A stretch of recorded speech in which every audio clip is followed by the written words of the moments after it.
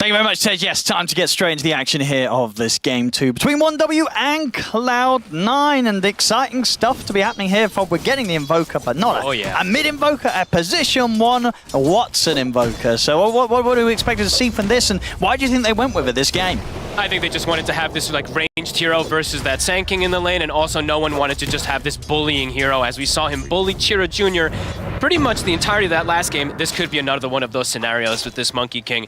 Let's see how he can do. And yeah, let's see what the build's gonna be. I've seen like these Gleipnir invokers and stuff like that, so I assume it could be something down the lines like that. And he's got his Exort, so I know that T was saying, or sorry, I don't know, T or Mira, one of them was saying the way the Exort potential in this game, there is setup for these side lanes. There is. As a mid laner, I think going Exort is very, very risky, but in this safe lane, I don't know the potential of it. It looks interesting if you get some Sunstrike kills on the side. Let's see. And overall, last game, of course, was a tough one for 1W. What strengths do you think they do have to look towards this game with their drafting questions? Is there anything you like going from them in particular? I think they just got more normal heroes. You know, they didn't go for the super risky Gyrocopter, which I was very worried about because I'm not sure how good of a hero it is. This draft just looks better overall with the meta, you know, the meta that they have in particular. Sand King is good, builds the auras. I think Cloud overall, he's going to be a lot more comfortable on this than that Doom. We heard T saying it. This is more along his play style than that farming style. Sunstrike. That's a good hit. Man, with the cold snap and a few right clicks. They got him. The blood grenade. Oh, they do indeed. Ticks down there to the damage from Fishman. It's first blood for Cloud9. This is, honestly, this is super cool. This is one of the cooler switch-ups I've seen, I think, so far this tournament, after we just saw C9 do the switch-up, at least of the lanes in that last game, because now, effectively, these two lanes are going to be very one-sided, right? Or effectively pretty one-sided, because you have this double range for Sand King that's going to be really hard for you to take advantage of, and Monkey King, it's a really hard matchup for Pango. You can't really do much of anything. Yeah, we're seeing it here. 11 and 8 against the 7 and 0. Heavy amount of denies for no one, and a lane that's only going to continue to go in the favor of the Monkey King, you'd imagine, as the levels come in. Much easier for no one to just stand his ground with the Jingu Mastery leveled up. And the panel was even asking, they were like, oh, we want to see this Monkey King, but they were expecting it mid. The thing about this Monkey, now that it is mid instead of that safe lane, he's going to get these levels, this snowball, so much faster. He's going to be able to move faster, shut down the Alchemist, which, now that we can talk about it, that Alchemist lane is supposed to be that very good lane for 1W, but look what's going on right now. It's 7 denies on the Enigma. So they're getting quite a bit out of this lane up here with Katomi to shut down this Alchemist, at least from getting that kind of snowball farm that he wants, ideally versus an Enigma. Very good start, at least in these first 3 minutes here for the side of Cloud9. Oh, I feel better. I mean, very cool. These Monkey King denies. I mean, we're just going to have to keep track of how many he does have over this Pangolier, because it's going to start to get pretty much like over 1 level advantages early on. Yeah, that's rough. It's rough stuff on the last hits right now in just these first 3 minutes. And Cloud9, I mean, they've had a great start to the tournament so far, and today in this series, it really is just continuing. And this team definitely going to be one to watch as things continue. And the fear really is also for Chira is, yes, he's losing the mid lane, but also if he gets too low, a Sunstrike comes in. It could be... Yeah, boundless, Sunstrike, bam. I mean, we've got 2 points in the boundless. The setup is going to be there. And if you die in this matchup like that, the game could effectively just like be over. You're giving the XP to the Invoker, you're going to be shut down in mid, and you're pretty important in this game as this Pangolier to probably fix these lanes that potentially could get even more and more difficult. So, yeah, Chira has to be super careful. Yeah. So you're pretty sure you reckon for the Invoker safe lane, it's going to be Arcanes into the Maelstrom, or do you just still go for like the Witchblade instead and try and go for fights, go for kills, or do you want to have that farming mechanic? I saw mostly just the Gleipnirs when I'd seen people playing it from like the mid and testing out these right-click builds, so I imagine it's just going to be Arcane Gleipnir. So far, easy lane here for Watson, 19 and 8. And the Sunstrike damage just continues to go up, so now it's 250, so I'm always just trying to keep tabs of whenever these heroes do drop a little low, so if you can see that setup. Yeah, no, and just making sure that Chira just can't step up. He's keeping the stacks up always here on the Jingus, and they're making sure that they can check these runes too. Katomi, of course, we saw him check the water rune. So on top of destroying the lane, they're also just checking the runes as well too, to make sure that this poor Pango can't get anything. Even Fishman now takes the bounty rune that's down bottom, so he can't even get a fill up. He can't lane. That was a rough series, it feels like, for Chira. Yeah, and a very, very good one for no one. Oh, yeah. You know, who could blame Chira, really? You know, he's going head-to-head with no one, who really is playing back at his prime in terms of the level of play we're seeing from him in the mid. Cloud. He's getting very low. Survive for now. Telekinesis onto Fishman. They'll drop down a blood grenade as well. Is it going to be quite enough? It doesn't look to be. Fishman will survive. Almost a stick fade bolt potential if Sweet and Strong was able to get the vision. Fishman trying to get the angle for a brain sass. Maybe the Enchantress is coming down, so they're looking to pressure. They really want to get this kill. Cloud's low, though. I don't know. And Fishman, he's in a great position here. The other side of the tree's really avoiding anything. In fact, indeed, they turn over towards Cloud. Cloud comes in with the burst strike, but Cloud is going to be the first one to go down. Fishman, he's got the Nightmare at the ready to hold back Sweet and Strong. No one's coming with a TP. Sweet and Strong's trying to bring down Fishman. Will be able to find him, but no one. He's able to chase out Respect, make sure that Cloud9, they get the 2 kills. He might go for Sweden, too. He's definitely looking for it. Trying to jump across. We'll get the connection with the Boundless underneath the tower. He's diving in. The Jingu's built up. One more final slap to finish off the deal. It's a double kill for no one. Beautiful rotation. And in the meantime, too, as he makes that move, you know, the move from the Enchantress obviously doesn't work out too great. They get 1 kill. Nyx goes mid, soaks the XP at the same time. So immediately just super efficient plays coming out from C9 that we saw them doing that last game as well. And such an early TP. You could see how ready no one was to get involved in Cloud. I mean, came back to the lane. I don't think he expected no one to still be around. Sunstrike connects. It's not enough to kill him. We'll get him very low. Fortunately for himself, he does have that salve at the ready, so he'll be able to stick around, but getting very close there to being taken out as soon as he returned. These are early movements that are going on. Chira's trying to make a sneaky kind of move here with the Invis. Maybe steal a Wisdom Rune. This could be a recovery, perhaps, for him. A bit of a revenge for what was going down last game. See if they can get that before Fishman takes control. They have hit a scan, so they know that someone's around here, and yeah, they'll drop a sentry. Very heads up there from Cloud9, dropping the sentry after they hit the scan. They know that someone's hiding, they find him, they get the kill, they keep their wisdom, and Chira's game continues to get smashed. Oh, they even tip him. Oh, Chira, I feel so bad. I mean, that was like probably the best attempted move that he could make, but yeah, they've got the sentry, they've got the stun, they've got all the connection. Watson just continues to get enabled here. The 3 lanes look great. Alchemist is farming, but it's not that type of like super farm that you would have maybe expected versus that Enigma. It's ahead of the other cores by like 600, 700, but they've done a good job of here. So if they could bring in any follow-up to try and do anything about it, it's hard with Munkushi having the 6 of the Chemical Rage at the ready, so they won't be diving in for the Alchemist as of yet. Unless they have the Monkey King, it's probably unlikely that they do end up going for the Alchemist, at least in these early moves. And pointing out small things, I know, and it's standard kind of builds for this Monkey King, but the Corrosion, it's going to be very effective this game versus that Alch, versus that Enchantress as well, too. And yeah, Chira Jr., you know, other things we do have to talk about is as mid-game is going to start hitting. Panel mentioned it. It's like this Pango pick, they did pick it into this Bane and everything too. So besides that Wukong that's coming out later on from that last pick, there's going to be difficulty for Chira to recover. Fishman was able to find another. It takes out Respect. See if they can get Munkushi as well beyond the tower. He's out with the TP just in time before no one comes hunting for him. Such quick movement. And Fishman just, he can do these type of solo plays when he's got the Invoker on his lineup, right? He can just go for these sleep solo plays. He finds somebody, a couple extra hits, Brain Sap, Sunstrike. Supports can die to this very easy.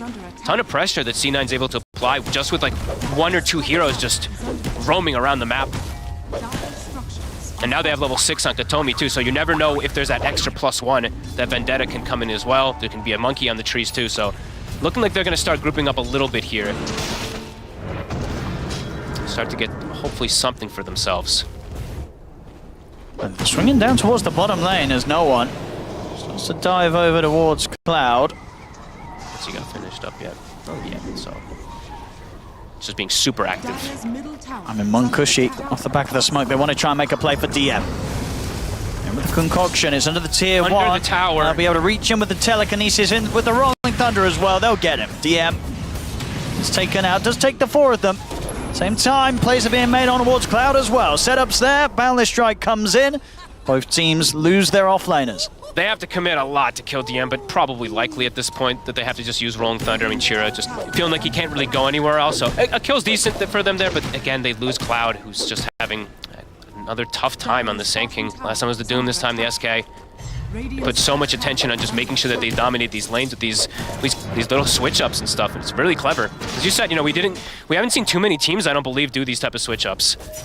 We had it in the first game, and we even have it in the second one from C9, so. Yeah, they're showing off their flexibility. Oh, yeah. And we heard the confidence from Astini as the coach, and we're seeing it from them in terms of their play. Cloud9, incredibly prepared and in shape here for the road to the International. And it's very uncommon that, I mean, it's very uncommon you see a safe lane Invoker, right? But it's very uncommon you see, the Invoker overall in particular is a kind of a fragile hero when you go for Exort.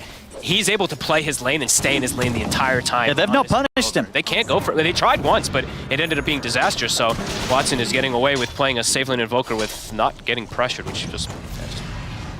Angela, because Chira was seeing sort of the options being flicked through in terms of what he wants to queue up next. He had sort of the Echo first, now he's just gone for the straight Blink Dagger rush. Do you think that's necessary this game? I mean, honestly, I don't know how he can get into these fights otherwise, because the Fiend's Grip will just come. He has to be able to just get into the fight, ideally with the perfect position to stop getting grabbed or stop getting set up from like a Wukong's whenever that does get skilled up.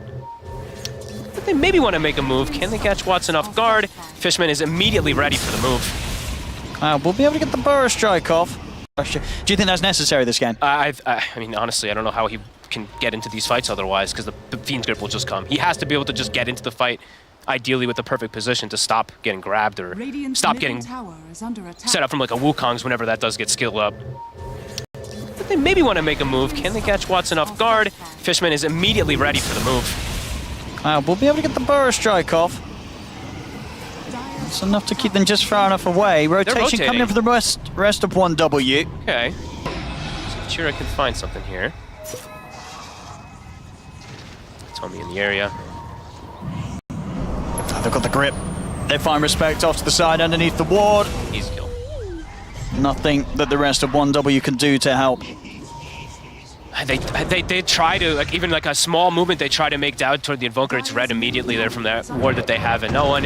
See Chira just looking to continue being very annoying. His timing's going to be good on his mail.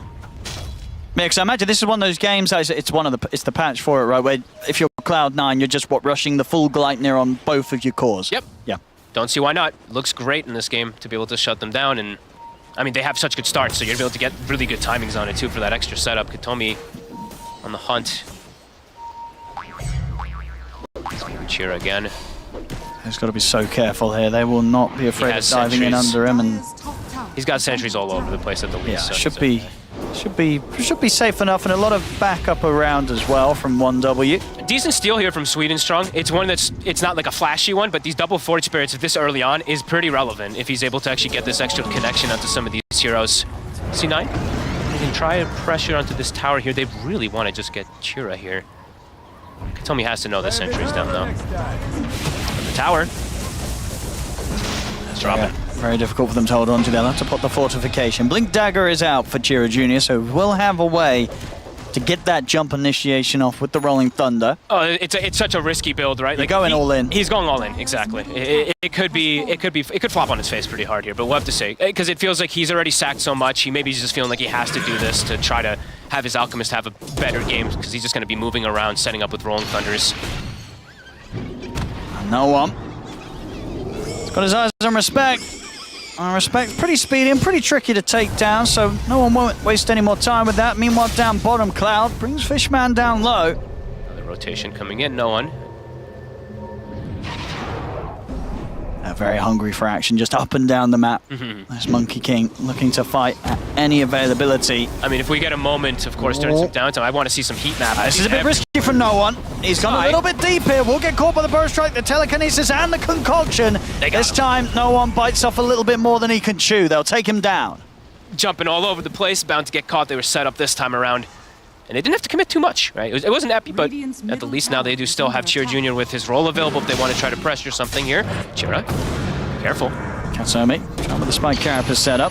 It's not enough. Oh, with the sleep maybe. They do have a grip if they want to play with it, but with the presence of Respect, they know that they can't push on for more. 1W have the numbers, so Cloud9 back off. All right, very nice though. Cloud now is able to recover his game just off of that kill almost completely here. It's going to be going down that Bloodstone route, it looks like, which hasn't been actually the most built item lately on the Sankings that I've seen. I've been seeing more of these aura routes early. So, guess not wanting to go for that. So that means, again, I said in the last game too when he was playing the Doom, he didn't have auras really. They had to have it from the other heroes. He's not going the aura route till later. So they're going to have to play versus the Enigma, who's going to have auras, and the Sanking who doesn't. Bit of an interesting approach. Makushi, Radiance is done, so he's... It's a little delayed, but not bad when he's got the Soul Ring and the Phase. Sometimes we do see that at that 12-minute mark, but 1430 is not the worst. Let's see what they can get with this. With this Blink Dagger on the Pango straight up first. As you say, they're all in on it. They have to keep looking for these smoke moves. This is their tempo plays that kind of have to start hitting a little bit here. Otherwise, it does feel like C9 is going to be pretty happy with state of the game. They're not finding them, though. Nobody's going to be down here from Cloud9. They know to stick away from this position. I said that Katomi is coming through the twin gate. Hello. He'll come to check out what's up down here, but he is completely on his own. So unlikely to do anything or reveal himself. So 1W, they get the space to take the tier 1 tower. He can scout when they split, though, so they have to be careful how they do split up on 1W, because they could get caught here. On Cushy. So we've got a bit of time there for the Chemical Rage. If they got the burst to go through it, they have. The neutral! Oh, okay. Well, the neutral creep, he's there to help out as well with a bit of burst, and in fact gets the last bit of damage onto him. So no kill to be had, but still, at least from Cloud9's perspective, that's the Alchemist off the map for 30 seconds. All right, those are big deals, though, when the neutrals end up getting your kills. It's like, oh, the one hit.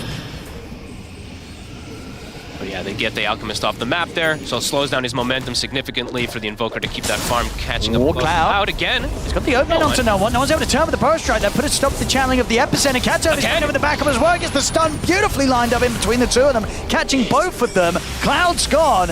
Respect heavily on the retreat. Kato, no one, and DM, they're ready to chase him down. Maleficent is there to Respect. They'll try and heal up for the damage, but Boundless is at the ready. A double kill for no one. Oh, Sweetie Song's actually able to live. I thought he was dead too. He was slept. Fishman actually hesitated on the Fiend's Grip for a second. He's able to tree dance away. Either way, though, C9 they're reading the plays. They're outplaying, making these moves beautifully, kind of dancing around 1W's moves. Yeah, they don't get the Alchemist kill overall because of that, but they're set up beautifully right afterwards with that Nyx, with the Monkey King. Perfect series of chain stun to prevent that Epi from coming out. Yeah, it really was. Just couldn't quite get it off. They didn't have enough lockdown to stop no one from getting that Boundless out. Yeah, they just, it's the macro play overall. That's the thing I think I'm most impressed here so far. Besides, of course, individual play from C9. It's just the map movements, the map reading. Both games have been pretty phenomenal. Katomi's getting close to his Dagon too. The kill potential is going up and up when he's got these Sunstrikes. And now they've got that Gleipnir finished up on the Invoker already. He didn't get punished at all on this Invoker. It's looking pretty good. I'm excited to see if some other teams start picking up the safe lane Invoker. It can be very risky because you're super fragile, Owen. Like early game, you die if anybody gets on you. But so far, it's been beautiful. And that sort of result of that bottom lane has just continued to cause suffering for Cloud. Again, getting hunted down. Yeah, it's just really clever, right? They did not see this. There's no way you can see something like this coming when you have like Sanking. But yeah, very clever to put this double range versus it. Sanking, he just doesn't effectively can't do anything throughout this early game. And now he's got Bloodstone, sure, but no auras, Owen.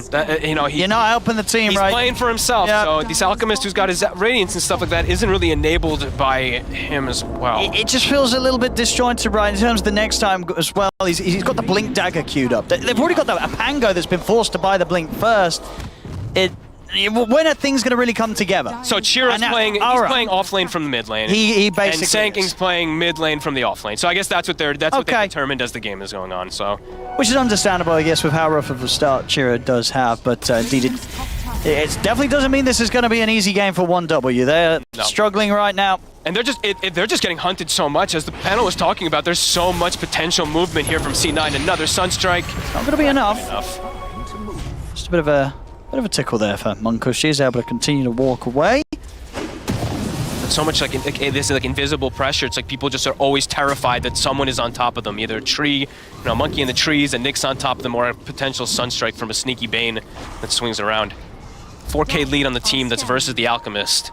C9 definitely feeling fantastic about this tempo. Got one. He's got backup coming in. 1W is here too. They've got the numbers, 1W. This could be a decent fight if they can get a start. They've got the ward on the side there, so C9 should see pretty much everybody coming in. And if that's going to be the case, then it's unfortunately going to be wasted time here for the entirety of 1W. They saw the Bane, they saw Fishman. I mean, they really want at least something, and they will get it. They'll get Fishman. They needed that, as I said. They brought everyone, including the Alchemist, over for that play. I mean, that's the Fishman classic, though. You rotated everybody to kill a 5 Bane. I think T was talking about a panel, too. It's like Fishman has a record of deaths in this tournament, but it's working beautifully. Yeah, because their cores just don't really die. I mean, what's the sort of death situation on the cores? No deaths on Watson, just the one on no one, and just one on DM. Yeah. So something that we've been seeing pretty frequently from Cloud9 with their performances. They know how to keep their cores alive. And there's this Dagon coming in with the... It's so much burst.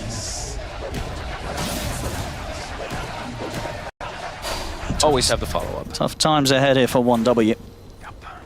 And yeah, Cloud9 excited to see what else they've kind of kept up their sleeves. You know, as we've heard, turn up today, they're already starting to bring out stuff that we just weren't seeing from them in the groups. You know, they made the groups look pretty easy. Oh yeah. To be fair, you know, 5-1, going fantastically for them there. But clearly a team that has a lot of different ways to approach the game, and so far they've all looked like pretty darn good ways to do it. As the youngins would say, they're cooking. They really are. Quite a bit. And in a very clever kind of way, because as we said, you know, first time some of these heroes have come out, we saw the Winter Wyvern in the last one, and this one, I believe it's the first time a Safe Lane Invoker has also come out this tournament. Maybe I missed one, but I don't think I missed one. So yeah, they're showing that they're flexible. They're showing that it's not even just about the heroes too. Like, it's just these movements that they've been able to make that's just beautiful. So 1W, it's been a very quiet one this game, similar to the last one. But an 8K lead versus an Alchemist lineup, you just don't see this happen too often. Yeah, it's crazy. I was just interested actually looking at some of the Invoker stats across the high-level pubs. It's like it's been like 3,700 games recently in the mid, only 50 games in the carry position, 47% win rate as well. So, you know, watching this at home, don't go rushing into a pub and picking it. This is a difficult thing to pull off, as easy as Watson may be making it look. And I was just saying, you're incredibly fragile. He just hasn't had to show up. He's 0, 0, and 10. He's literally just playing from distance, throwing Sunstrikes. Yes, in the laning phase, he got a little bit involved, but yeah, it was just Fishman being able to secure his lane for him. That's been beautiful so far. And Katomi's just, I feel like he's just vendetta the entire game, just scouting. What timing does 1W have here since they're all smoked up? I mean, it's not really. I mean, it's okay. It's the BKB Alchemist timing, and they have a pipe. So those are the two timings that they're looking to fight around. But C9 is already here. Yeah, looking as well. The only two carries they've been doing Safe Lane Invoker in their pubs have been Watson and Yatoro. Oh, look at that. The ward on the high ground. They scout. So look at it. They got the Sunstrike down on the Swedenstrom. It's not enough to kill him. And indeed, immediately dead on the Sand King. They're trying to go for Fishman. Fishman's surviving through this. The Black Hole's off from DM. He's caught the two cores. Chira Jr.'s gone. Same to be said for Munkushi. I mean, they're just too far behind. They just don't have the damage. They do not have the survivability 1W as they get team wiped by Cloud9. I don't think you could have asked for a more picture-perfect team fight coming out there. Insta-kill the Sand King, catch the Rubik, everything comes perfect, and then there's a Black Hole on the two cores, plus a Fiend's gonna follow up. It's beautiful. You really could not ask for more there from C9 as 1W. That felt like they're all in. Their last hurrah with the BKB, with the pipe, and they get absolutely nothing. It's rough. Rougher than game one, this one so far. 22 minutes in, 18-4, 12K lead. Cloud9, they're about to have an Aegis, and they're almost certainly about to be approaching the high ground of 1W. How come more people aren't I gotta be honest, like, how come more people aren't picking the Bane and stuff too? I mean, Fishman, yes, he's a Bane specialist, but I feel like he's just getting every single one of his spells off. See this start again. I mean, they try and go on Kataomi, but he's so quick with a Spike Carapace, that already causes issues, and at this point, with your offlaner dying as quickly as Cloud did, they just don't have the backup, and DM, I mean, he's on his Enigma. He's always going to find these black holes, and insane player on this hero. He just walks in and finds the two remaining cores that are alive, and I mean, pretty much before that point, the fight was over anyway, but at that point, it certainly was over. Tough one here indeed for 1W. I think teams watching this, it's like, yeah, you can pick answers to Enigma, but this team knows how to play versus the answers. You know, DM, he didn't really falter top versus the Alchemist. Last game they did a bit of the switch up stuff with the lane, so it just feels like they have this understance of how to play versus those counters. So I think you may just have to ban it, right? Perhaps. Against it's DM. Too good for him. They're too comfortable with it. It's a problem, and it's like, and we're talking about him. He's not even the one who's owning this whole game. That's the biggest. No, he's chilling. He's doing what he usually does. You know, he's just doing the usual on his Enigma, which is fantastic, of course. But indeed, outside of that, no one. He's been the one running up and down the map. Watson, he's been hitting these Sunstrikes left, right, and center thanks to the support setups. And now they're up to the high ground. Yep. I feel like Watson had it. He's gotten some great Sunstrikes. Don't get me wrong, but I feel like in this series overall, like his support in the mid have just done so much for him. It's given him a lot of leeway to do what he wants. Munkushi. The stun, but he's going to get caught by the stun himself. They're trying to burst through Watson. Can they get him? The ones they can. And turn over towards DM. They found a couple of them, and now with the Aegis, can Watson do anything on round 2? Munkushi's going to continue to chase down Fishman. Katobi turns back over with the stun, but it'll cost him his life as they've lost both the two of them. I mean, Watson, he's just going to bail out of the fight. They don't want to continue this. No one's going to jump out with the Agnum Sharp Boundless Strike. They'll chase on forward, though, and will bring him down as well. Nice fight. 1W, they bring together a defense. They will manage to hold things off and push Cloud9 back, despite Cloud9 going in there with the Aegis. Very nice fight. I mean, just taking advantage of the fact that these, the Black Hole in particular was still on cooldown. They have their pipe, their BKB, and they get this jump forward. He actually gets his spells off. Cloud was able to do something for the first time. This was big stuff. First time I saw this series really where 1W have really been able to sort of throw a spanner in the works and just really mess with the progress that Cloud9 have been making in each of the games. I mean, where does this all go wrong for Cloud9? He committed a bit deep there, and then they get this double stun and everything too, and they do not have that Black Hole at the ready just yet. And Chira able to get the spell combination with Cloud, so just a bit of an overextension. I think Watson stepping up that far to try to go for the Rubik put them in a bit of a dangerous position. That was cool. At least we get to see them get their combos. It's something. Let's see what they can do with it. Yep, still at a massive deficit, but can crawl their way back in perhaps. This Alchemist now gets some good farm, and even the Pango and the Sand King now get something, because they pretty much have gotten nothing the entire game until that point. Can they do it again, 1W? Shutting down a bit of the lead that Cloud9 have had, but let's see. Cloud9, even without the Aegis, I don't think they'll be too afraid of looking for a fight once more, especially with the fact, as you mentioned, that the Black Hole is back online. They'll get a quick catch on Respect in the river.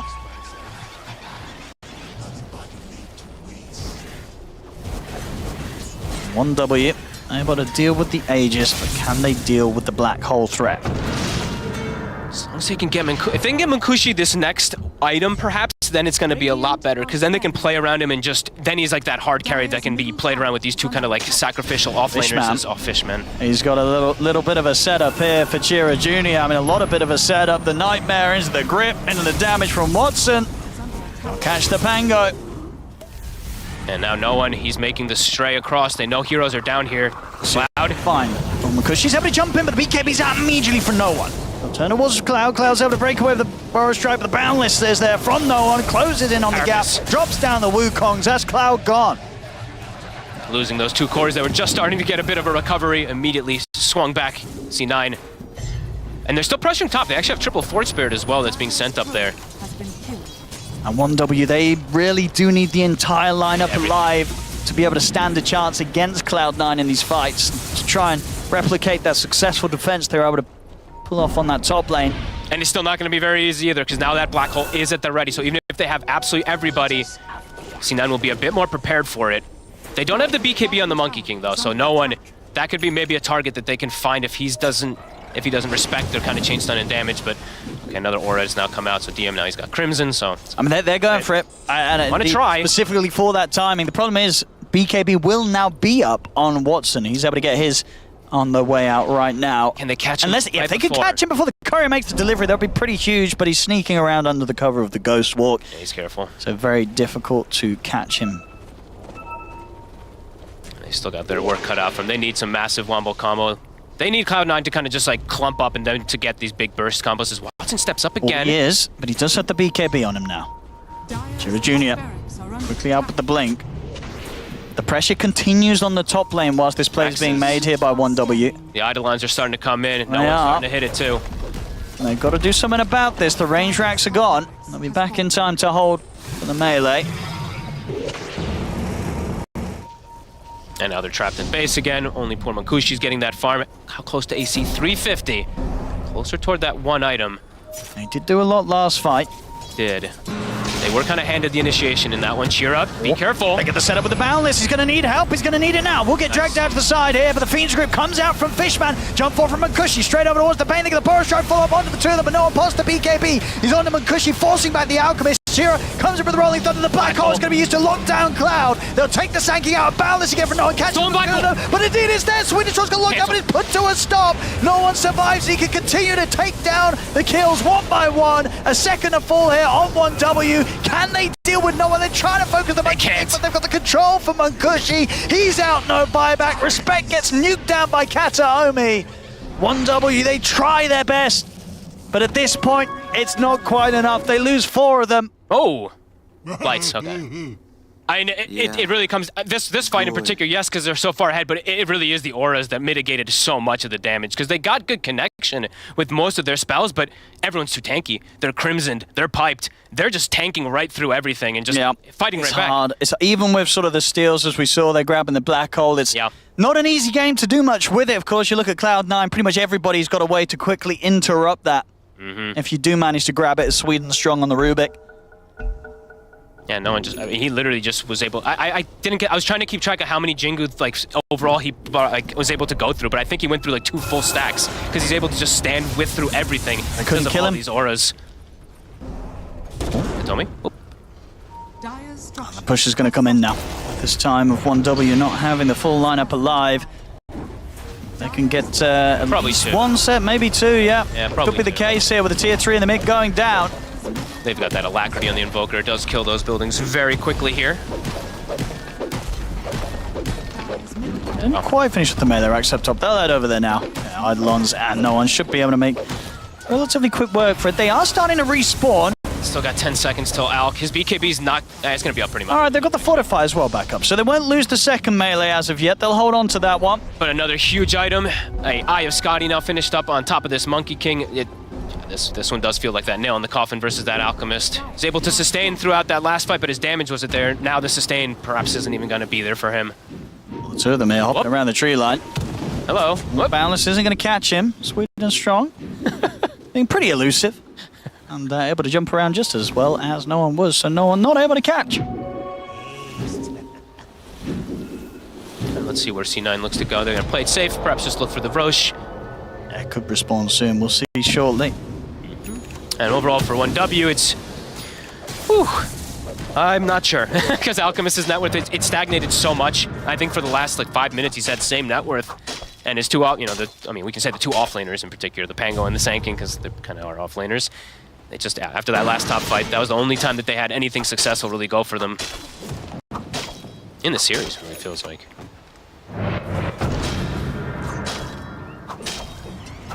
How close to this? Okay, it's pretty much got the Lotus, right? So that's gonna at least be done. Some more protection to allow Chira to get some spells off and maybe actually be able to roll and not get just insta-fiends gripped and stuff like that. We'll have to see. But a very, very difficult game because now at this point, yes, maybe they can survive it, but I just don't know where the damage is coming from. Makushi, how can you bring down these 3 cores?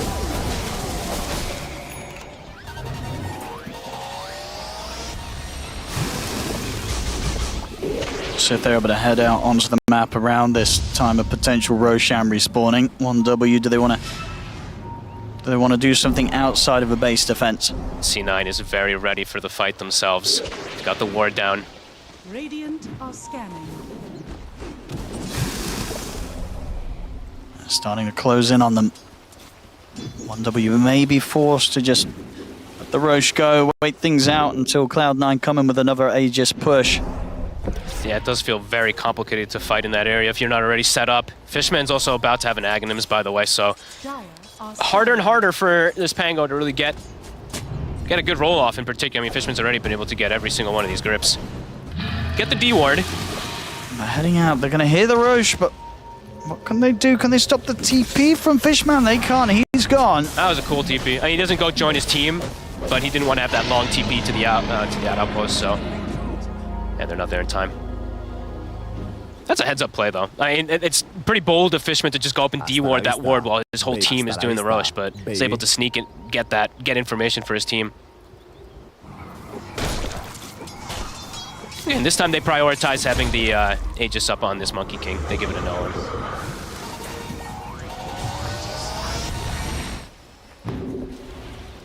Well, they did manage to deal with one Aegis push. This one... They just haven't gained anything out of all this time. They gained a Lotus Orb on the Pango, in particular. Sure. Yeah, it's just the overall gap in between the 2 teams is that much greater this time round. I mean, Watson's farmed, I think, he bought that Witchblade, he's got hurt. He's got, like, 2 items afterwards after the Alchemist has gained pretty much a 0. They all just keep scaling as 1W is kind of stagnated completely. And as this Wukong just continues to get scarier and scarier too. As we said, the Scotty's done. He's going to be close to an Aghanims also for the potential just siege where he can sit on the high ground with those intervals coming in. And I'm sure they're feeling very comfortable with just chilling. They don't need to like super force it. If they see a fight opportunity, they can take it. But they're effectively just free farming the whole map. They're committing in. Gonna start things with the jump onto Fishman, see if they can quickly dispose of the Bane. Munkushi bringing in the damage, they can. That's Fishman gone. Okay, I mean, Rolling Thunder plus a Chemical Rage. You killed the 5 position, but that's, as we said, that's been the nature of the games here versus C9. You catch the 5s, but can you turn it into anything else? As we see, the auras just continue to flurry out, of course, here for DM. Doesn't go, some of the games he does go BKB before going for Vlad's, but he's playing versus this Rubik, so he's just like, I'm just gonna full out go for these auras. Okay, one more item now picked up, Alchemist and Maelstrom, I believe if I saw that correctly. Which is not usually what you see on... Yeah, he's just trying to get the Miona. I mean, it's pretty much like, I want to have as much, I need more damage, but this just feels kind of weird actually too, but no one. He's going to set up the Wukongs to control the Wisdom Rune. He doesn't want them getting theirs, and now oh my, lane, they're able to just take out Munkushi. Where'd he go? He's not got buyback. That's the carry gone. Respect as well. They're without their carry here for 60 seconds. He's 1,500 gold short of a buyback, Fog. I mean, he got one-shotted by Katomi. He did. He was there and then he wasn't. Like, he got one-shotted by Katomi. It was like a 100 damage from somebody else, but Katomi killed him. 1,900 HP Alchemist. Pretty squishy. And now no one. He's in for more. Shira Jr.'s gone. He does have buyback. He'll be coming straight back into the action. The Cloud9, they're onto the barracks. I don't even know who to give the MVP for me on the side of Cloud9, because Katomi played so well in this game in particular, but no one dominated. Katomi probably this game. He honestly was everywhere. I felt like 1W just couldn't really get out on the map because of how much like invisible pressure these supports were putting on them. Cloud tries with the setup. The Spike Carapace was there in time. They turn with the burst. Down the strike here from Nolan. He jumps over towards the back line, so they'll get the grab on towards Cloud. The black hole's there from DM, locking down Respect.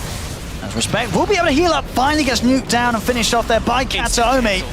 Do they have any sort of damage to take down any of these cores? They're trying for no one. A defensive nightmare comes out. No one's able to get the BKB. Boundless strike out onto the two of them. Munkushi will be back in action. Jumps in. He's been able to take down one. He's going to look towards no one. He can't fight him. Doesn't have the damage. Munkushi has to run back towards the fountain.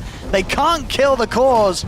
It's crazy. The auras, the enfeebles, everything. Munkushi tickles. And no one is going to start toying with them outside of the fountain. Drops the Wukong's command down. Munkushi jumps in, but immediately gets shredded by the damage output of Cloud9. GG is called. Cloud9, they'll take the series 2-0, knocking 1W down to the lower bracket. And Cloud9, they'll move over in the upper. In a very convincing fashion. I mean, this game was